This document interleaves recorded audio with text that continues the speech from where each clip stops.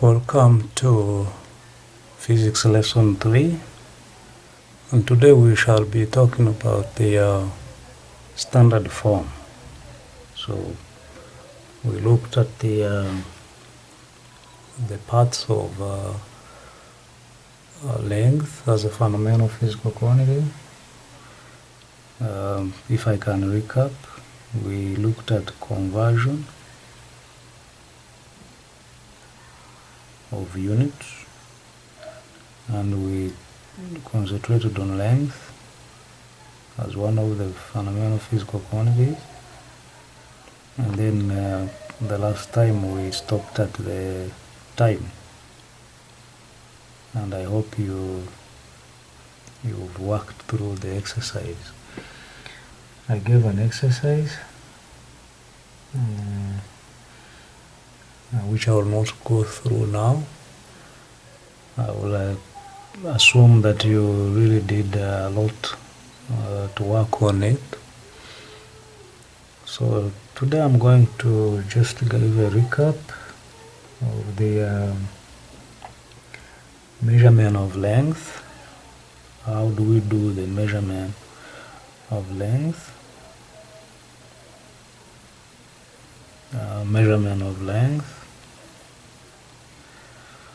And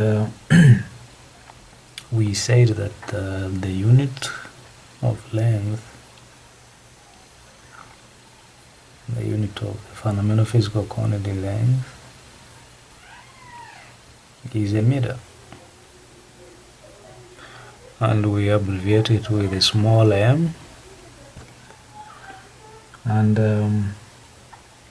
we have various multiples or sub-multiples. We have various multiples or sub-multiples,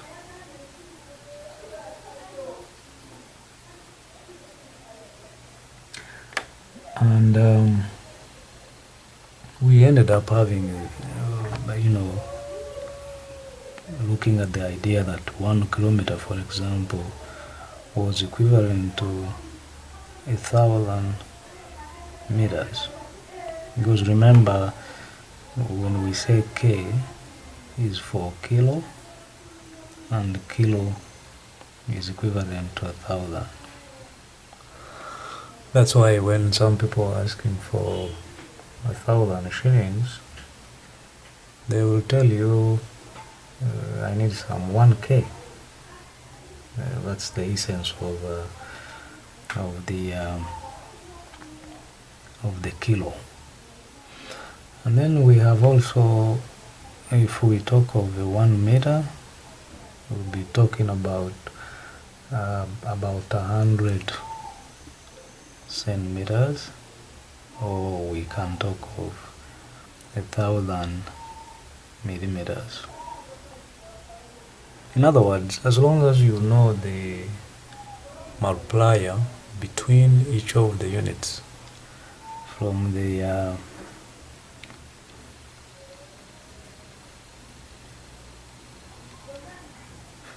keys, dear Mary, during cinema meeting, we have 10 in between. That's why from a kilometer to a meter, we have these going for 1,000. So since we are going to look at the standard form, that's why I'm giving a recap of the length. And in the recap of this length, I look at what do we use to measure the length. There are a couple of instruments we use, and the key instrument is the meter rule. So which is 1 meter, split it to the lowest millimeter, and the medium being a centimeter.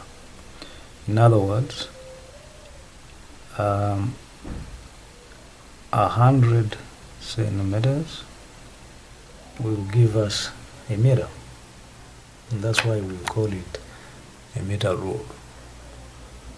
So for day-to-day work, a meter rule, that is for day-to-day work,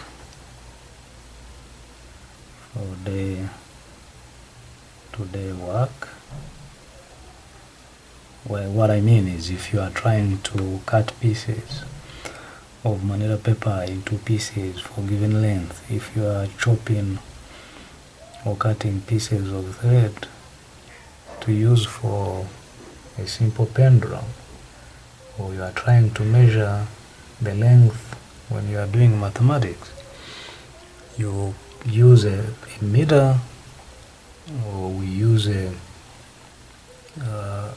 meter or half meter rule is used.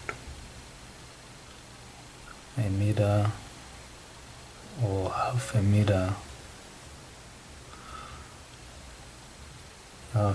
rule is used.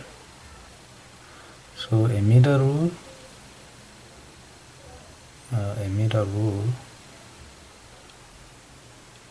would go for, or would be equivalent to 100 centimeters.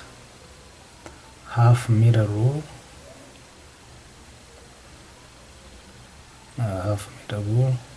would go for 50 centimeters.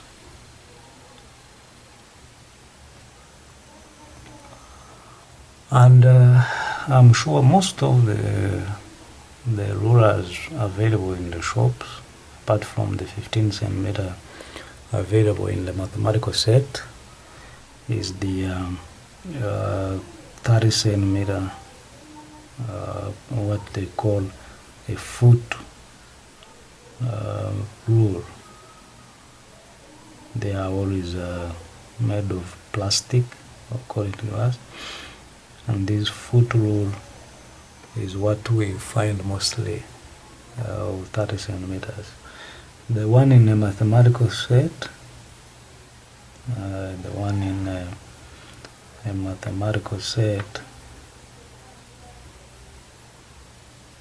is actually only 15 centimeters. So we use for day-to-day work, a meter rule or half meter rule is used, and it is marked in centimeters and millimeters. So half meter rule and meter rule, full meter, which is 100 centimeters, used,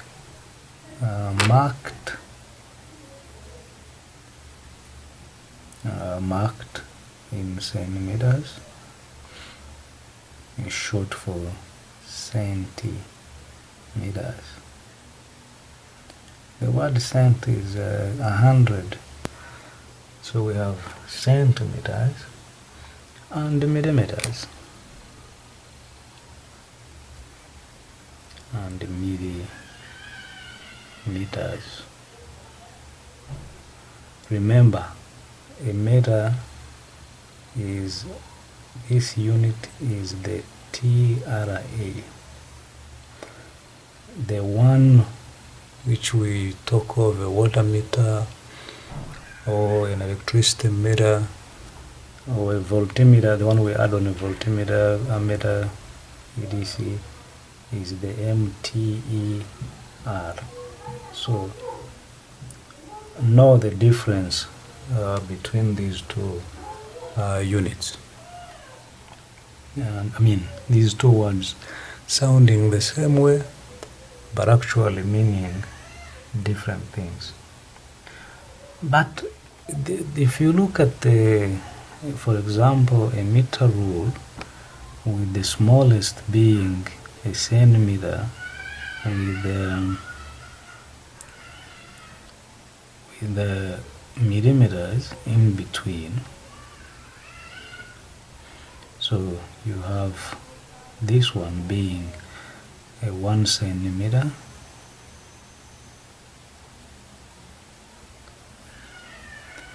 and which we are saying that is equivalent to what I have partitioned these pieces being the same as 10 millimeters.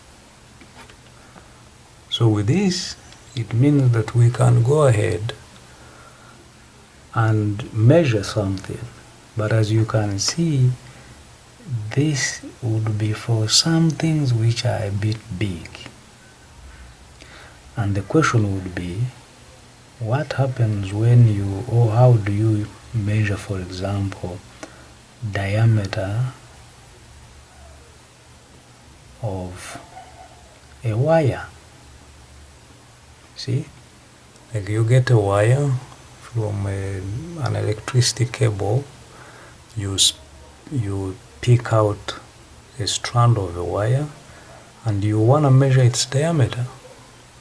If you want to measure its diameter, it will be tricky if you are to use a meter rule, because the meter rule itself, the smallest unit of the millimeter, is bigger than a wire itself. So we need to have other instruments. And the other instruments now, for accuracy or for accurate measurements, we have two more instruments that we can use to measure the length, and these are a vernier caliper and a micrometer screw gauge. Micro means millionth. So if micro is a millionth, is if you are going to measure things of a millionth of a given unit. For example, you want a millionth of a meter, then that means a micrometer screw gauge can be able to help us measure up to that accuracy. So in short, for accuracy or for accurate measurements,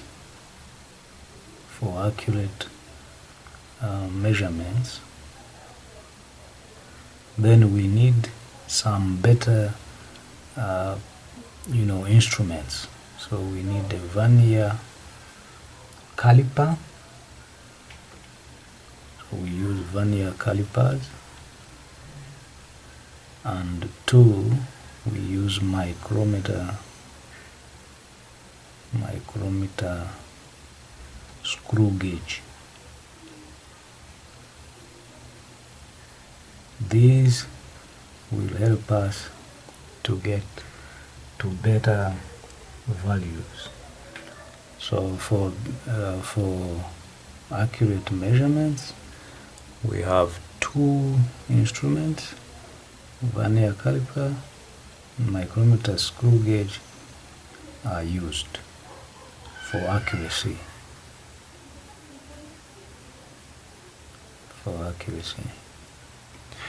And I will go to them shortly after we have understood the standard form. So under today's lesson, which is lesson 3, we're gonna look at the standard form, because since we are talking of vernier calipers giving us some more smaller values, or helping us to measure some smaller values, and then we also using a micrometer screw gauge for even smaller values, then we need to know how to express these values in a better standard form.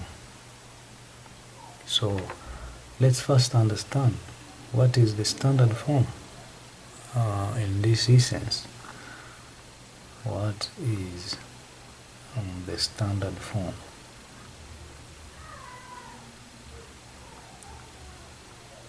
Okay, so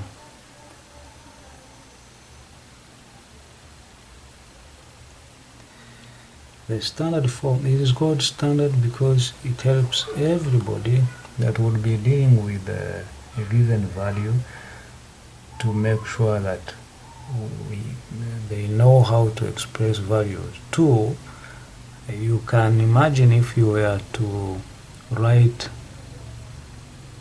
1,000,000,000 times 1,000,000,000 in an exercise book and get the answer. You may not get the space. So that's why we need to have a standard form. And this standard form, we can rewrite it as powers of 10,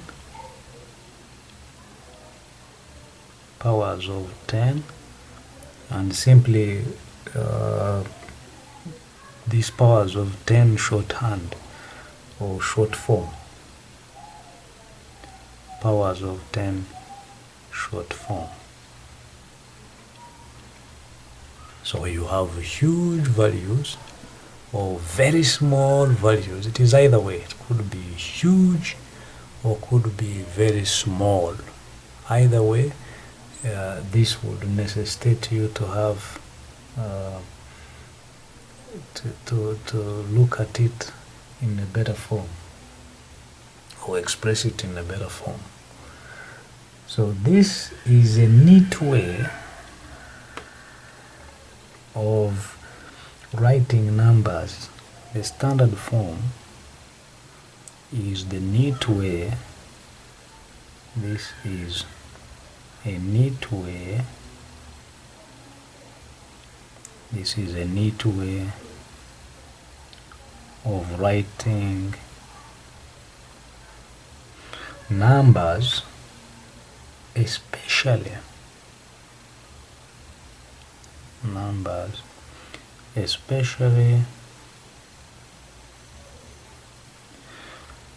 if they are large, especially if they are very large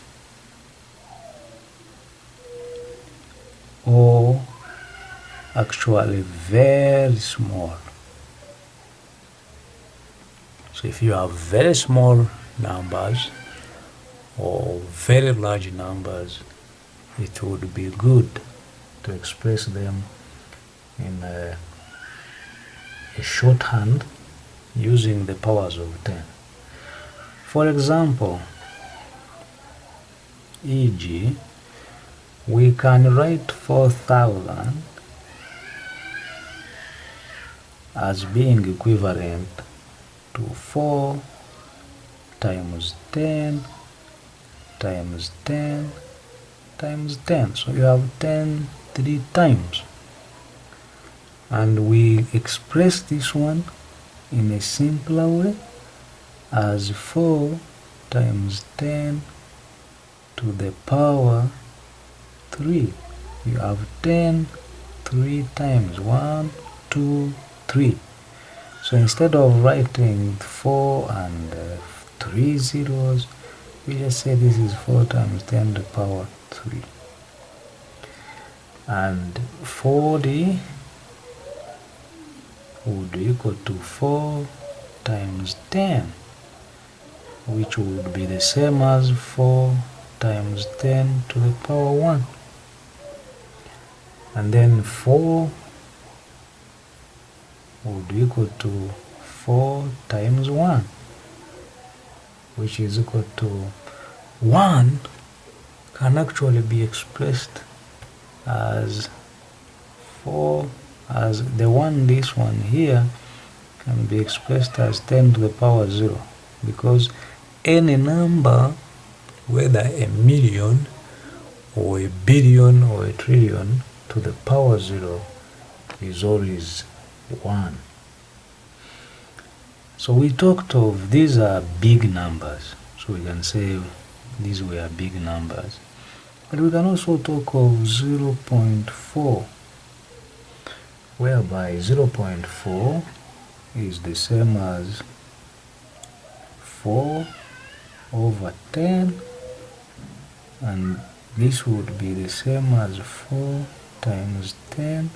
This is 10 to the power 1, and when it goes and crosses up, becomes -1. So 0.4 can be simply be expressed as 4 times 10 to the power -1. 0.0004 can be expressed as 4 over, we jump, we move steps. How many steps do we make to reach a 4, which we have written here? We have 1 step, 2 steps, 3 steps, 4 steps. So that would be over 10,000, which would be the same as 4 times 10 to the power -4. So this is the essence of how we can write in standard form either small numbers, or actually how we can do it for large numbers, or very large numbers for this side, and very small numbers this other side. Now, the figure for, if we took this case here, this scenario or this example, the 3, just to define now the terms or the things that are included within the our standard format or our shorthand of powers of 10. The 3, which is an index in this expression, the figure 3, for including the other old ones, the figure 3 is called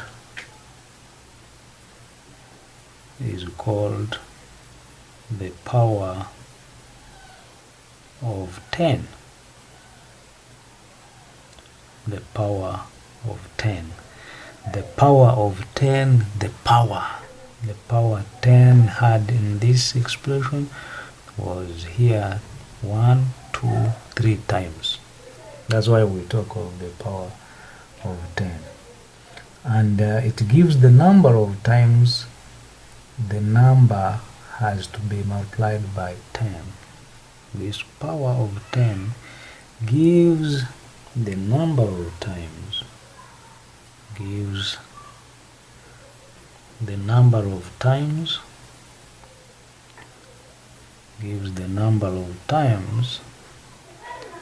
a number for this case, which is our 4, has to be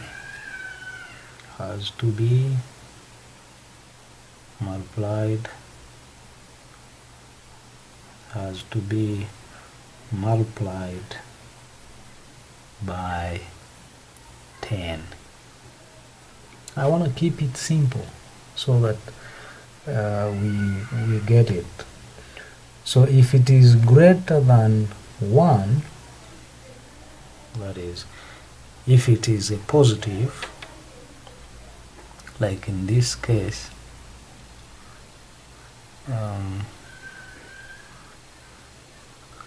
I will chop this.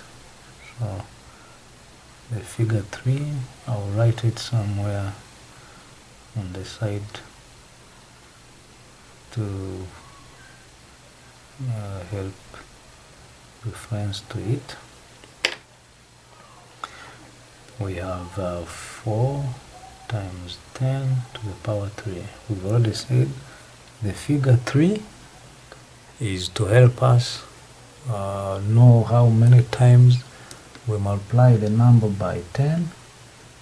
So that implies that we can now say that if this number is greater than 1, if this number is greater than 1,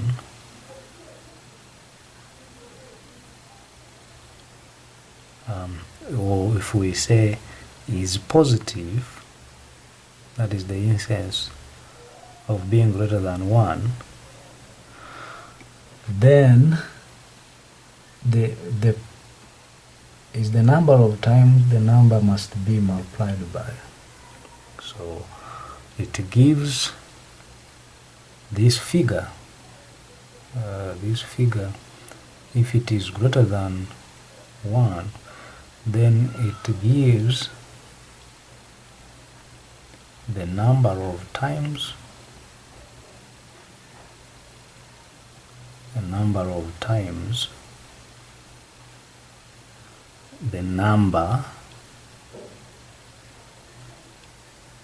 the number in this case is 4.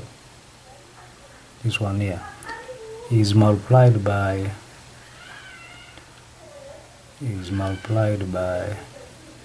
the 10. So if it is positive, if our index is positive, or if our power of 10 is positive, then we use it, or we take that digit or that figure to give us the number of times we have to multiply our number by 10. So the key here, positive, we multiply. And if, or whereas if the number is negative, we note that that would be the many times it is divided. So we say that whereas a negative power, whereas a negative power would essentially give us the or will imply the number of times the number must be divided. Gives the number of times, gives the number of times the number must be divided,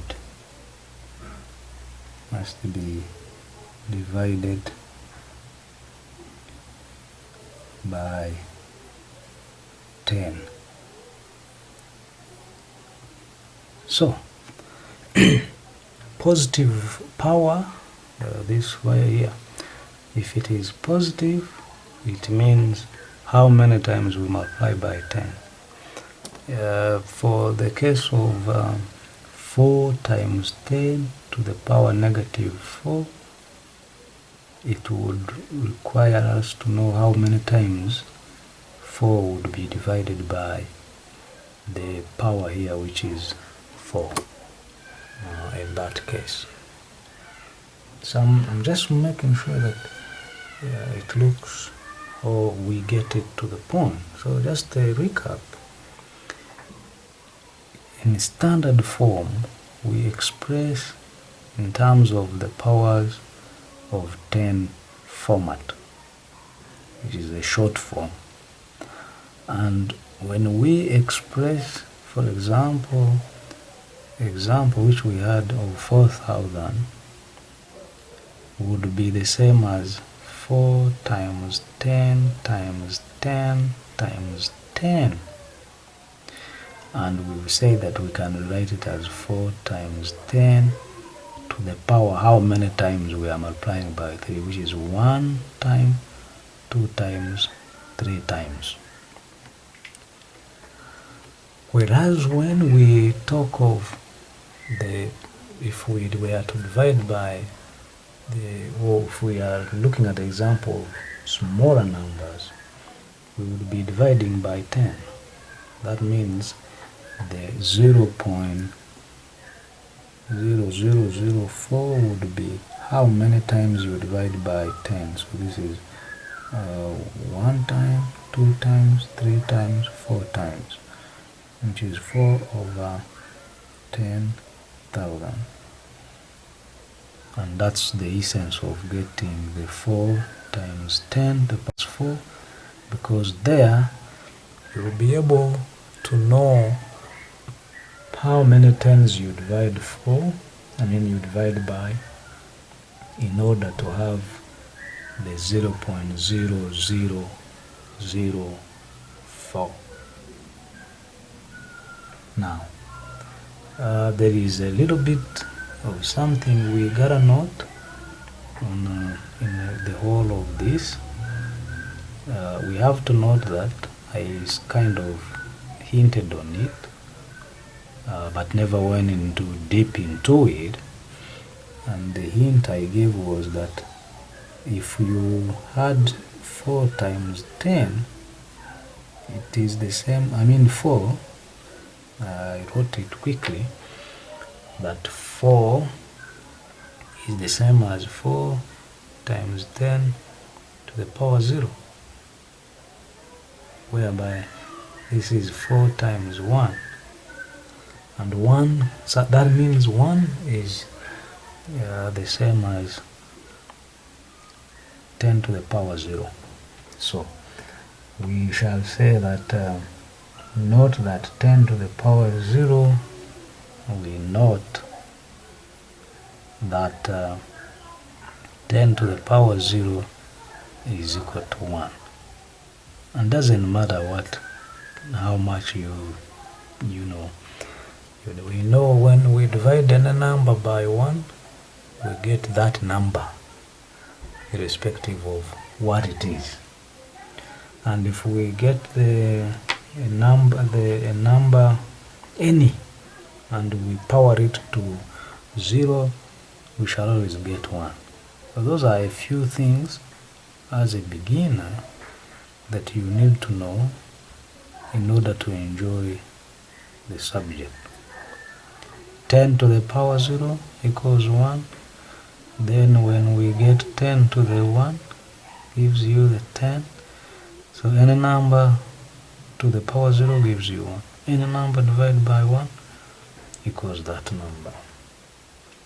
So now we know the standard form.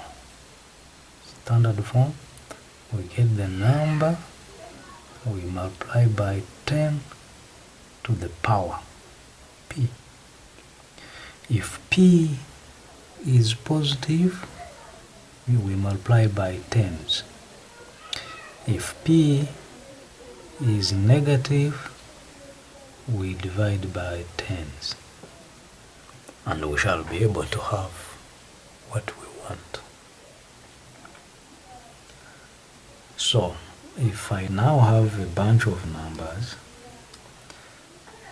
2, 4, 5, 6, 7, 8, and they are crowded up, how do I know which one matters and what one which doesn't matter? And if you matter, we say you are significant. You say, are you significant? Are you of any significance? So in physics, we also use the word significance in terms of figures, to know if I have a figure in a number, I've made a measurement, I'm in a lab, I've used a ruler, I've used a vernier caliper, I've used a micrometer screw gauge, and I have gotten values. Which value is significant? Which value is not significant? Which position in the digits or in the expression would make it be significant or non-significant? So that one also is going to be so important to us, especially as we become more interested in the subject, or as we grow in the subject and become advanced in future. So you need to know which one is a significant figure and which one is not significant. So we look at significant figures.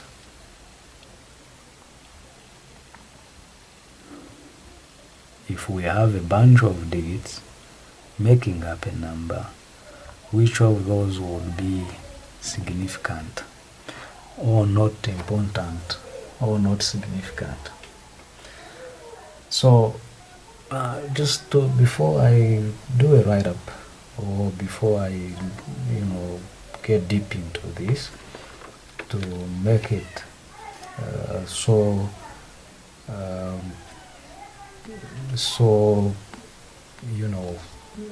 involving, I would love to just give you examples. For example, if I write that I have 2.50, and I also write I have 0.2, I have 0.2.500.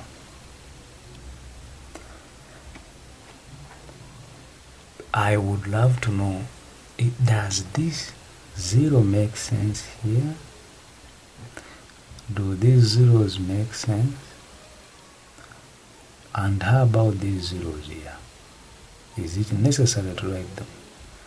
Do they help me when I'm writing them? They are zeros in the first place. If I have 1,000, I have 1K.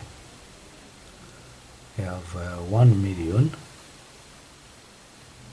These are beautiful zeros.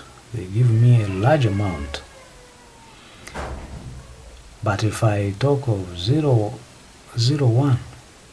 or 001 or 0001, do these zeros matter, which I have put here?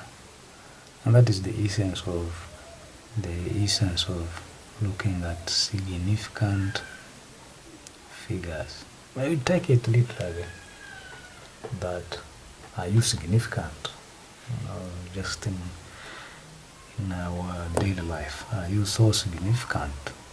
So we're going to look at those figures in our measurements. When we are doing measurements and we are recording our data, because that is the essence. In any quantity in science that you cannot measure is useless. So that's why we are doing this at an early age, or at an early stage of this lesson. That what is the essence of you knowing the significant figures. So to determine the number of significant figures, to determine, today is 22/05/2020, and like I said, uploads will be on every lessons will be done on Mondays and Fridays, and this is to enable enough time for one to go through and get a little bit of understanding, and after that be able to work out the exercises across the other couple of days in a week. And but being that they are going to be online, you can do them anytime, or if they are already up and running, you can do them in a day, since they are going to be for just an hour. So you can go through them, wrap through them, all of them, and finish them. It doesn't matter. So to determine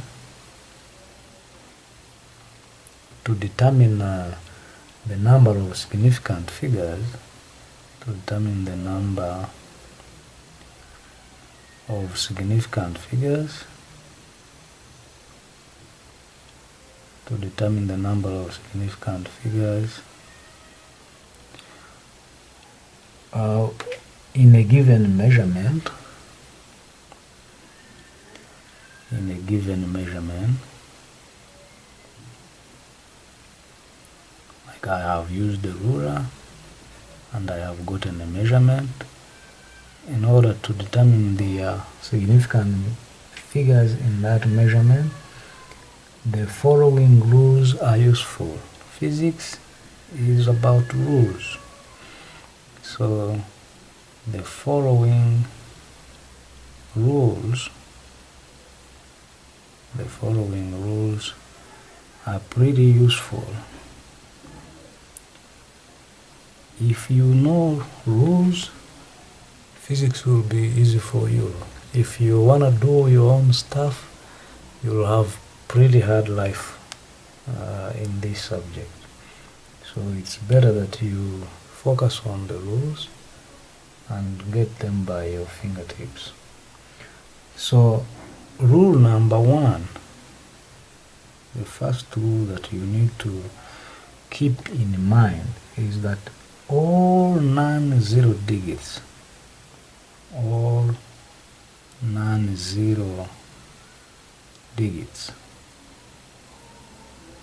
or what you would call numbers, are significant.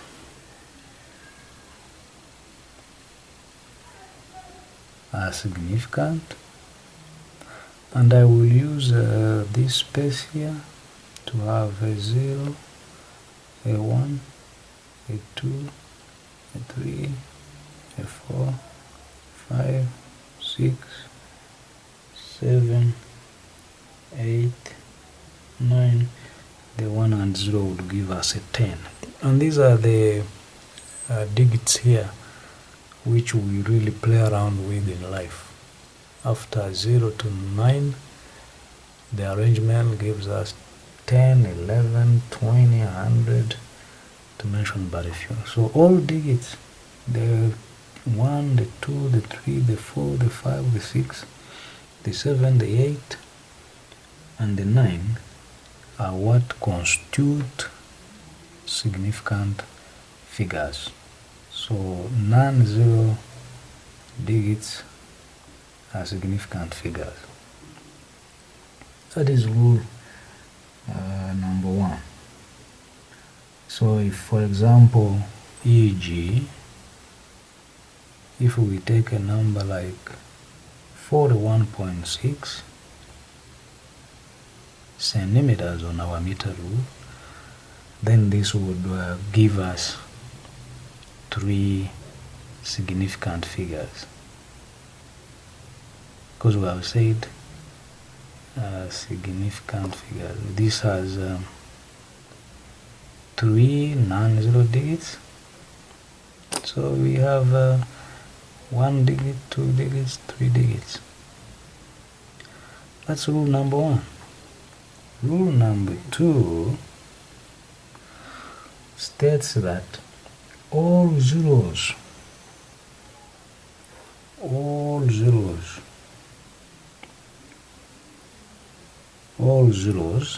that are between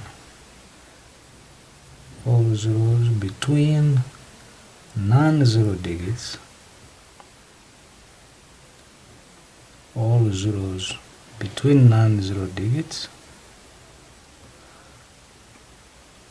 are significant figures.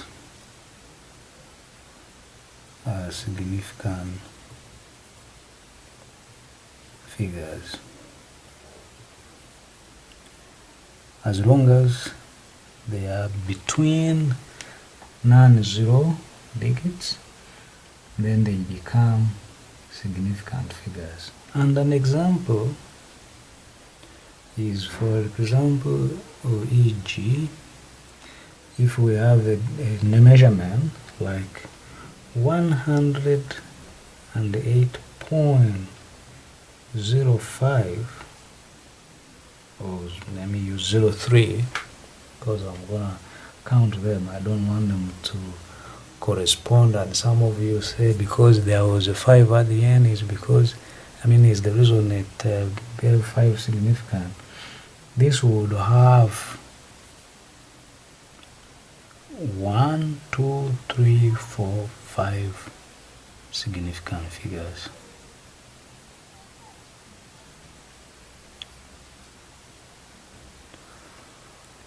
So that is our rule number 2.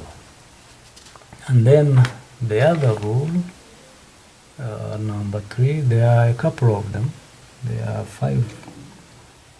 five rules in total that we need to know. So I will chop off here and see whether I can state the other rules.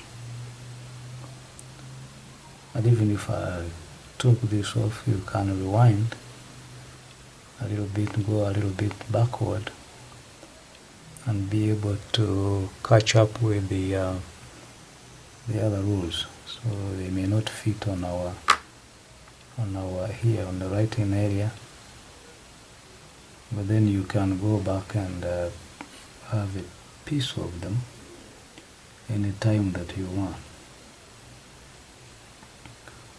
Okay, so first rule, just as I can recap as I do this, all non-zero significant digits give you, or they are all significant figures.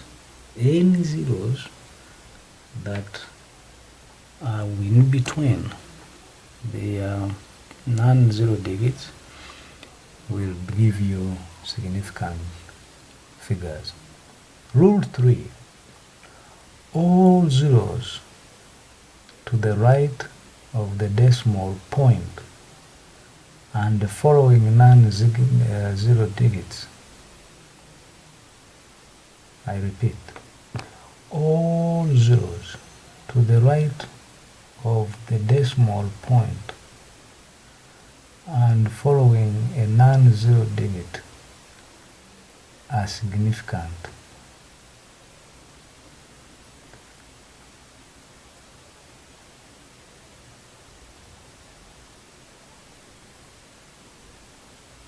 So we are talking of all zeros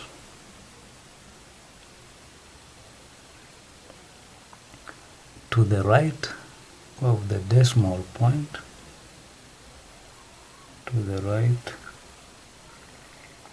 of the decimal point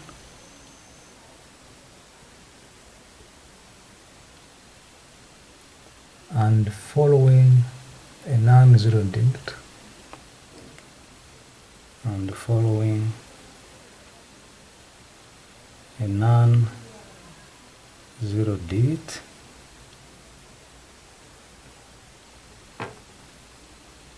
are significant.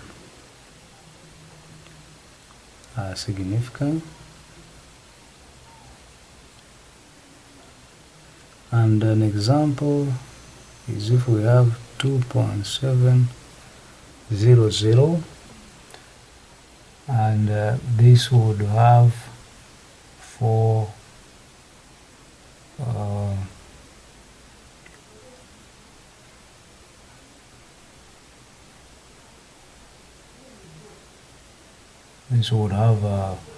four significant figures. So this has four significant figures. 4. Rule number 4, that zeros to the right of a non-zero digit, zeros to the right of a non-zero digit to a non-zero digit are significant figures.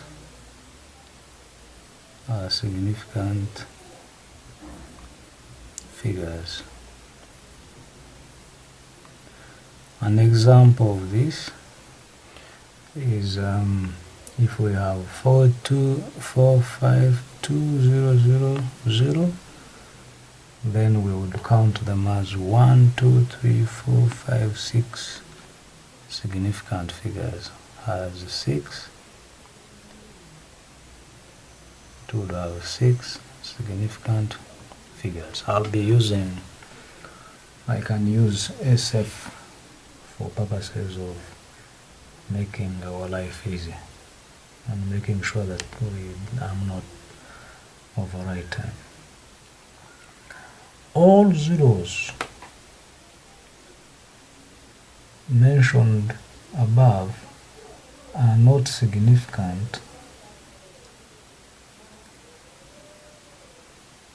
All zeros not mentioned above are not significant. So any other zeros not in the category that I mentioned, that is not being non-zeros, not being between non-zero digits, not being on the right of the decimal point, not being after non-zero digits, will be non-significant. So let's see examples of this. What are these? So rule number 5 is any otherwise, that is all zeros not mentioned above. Mentioned above, I mean what I have already, since we are now here, is not mentioned previously, which I haven't mentioned, not mentioned previously, are not significant. Are not significant. And for that matter, e.g., if we have a value like 0.0001 and 0.0001 has one significant figure. These two numbers, in whichever way they are now here, have one significant figure. Only one. These other zeros are not significant. They are not on the right of the decimal point. They are on the right of the decimal point, but not on the right of the non-significant figure. For now, in this case, we got one. They are not. So those are the 5 rules that help us determine what a significant figure is. And the reason we are learning about a significant figure is that it helps us to measure, to give a measurement. And when you do a measurement at this stage, when you grow the measurements you get, you collect them as values, or what you call results in practicals. When you go in research, you call them data. So when you hear people talking of data, whether when you talk, for example, internet data, so data is what will come out of measurements. So this is how we are starting. We start by knowing which one is this, how we can get the values, what we use to measure. When we get the values, we classify them, and which one is a significant figure, which one isn't a significant figure. And the moment we get that, we know how to express them in a standard form. And the moment we get them in a standard form, we limp ahead and know for what reason are we doing this. We shall collect a lot of data, and we shall collect a lot of measurements, and then eventually we get what we call the data. So I will give you an exercise, and that will wrap up for today's lesson, and then we can start on how to measure in physics, and we shall go on measuring mass and move on and what we use to measure mass. We are still trying to get the deeper understanding of measuring of the three fundamental physical quantities: length, mass, and time. So you can always make your questions on the comments under these lessons. And then I can assure you that if the comment needs to be answered with another clip, I'll be making the clip and then explain deep, how your query can be or could be clearly answered. So exercise,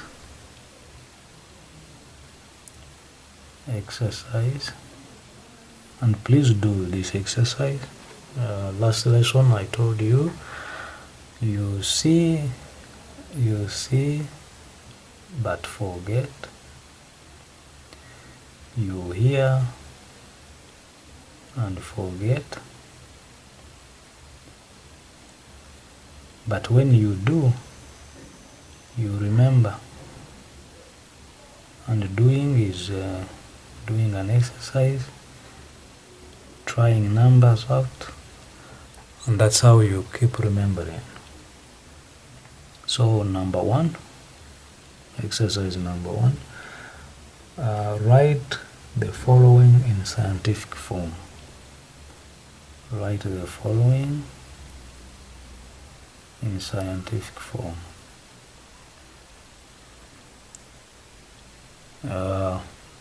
Scientific, I forgot. We can say standard or scientific.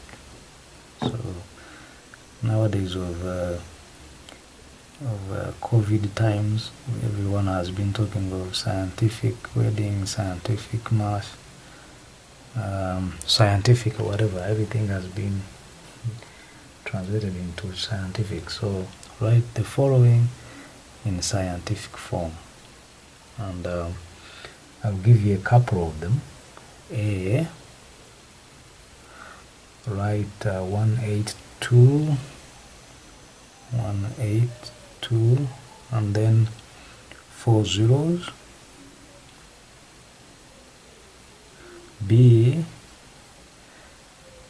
the 0.0000727.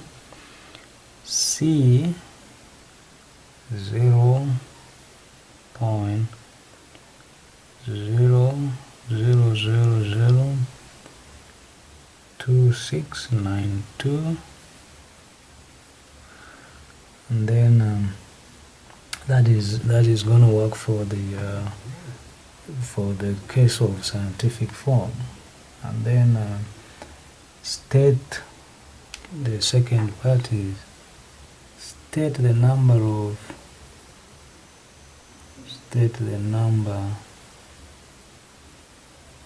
of significant figures in the following numbers. State the number of significant figures in the numbers below.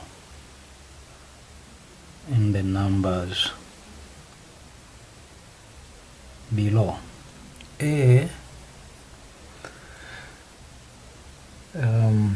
152.3. B, 207. C, 40,000.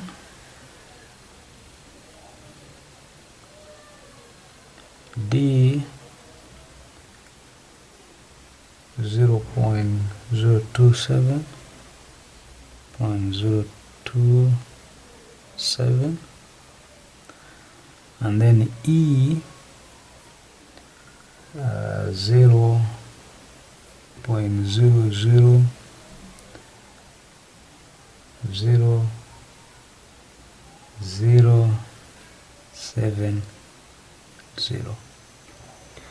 If you can work out through these numbers and then go through what we have covered for the whole lesson, it means now you know the standard form, you know how to express a figure or a number in a short form, very scientific form, and then you also know which numbers are significant and are not significant. Then we will be ready to do measurements in physics, and that is, we shall now go deep into how to measure the mass, the instruments we use to measure the mass, the length. Remember we talked of the meter rule and the micrometer, screw gauge, and vernier caliper for accuracy. The time is not so sophisticated. As long as you have a stop clock, you'll be able to have the time. So it's been a good lesson. We meet in lesson 4, where we do the measurements in physics, and we shall begin with mass. So you can try out and start reading about how to measure the mass. I see you in lesson 4.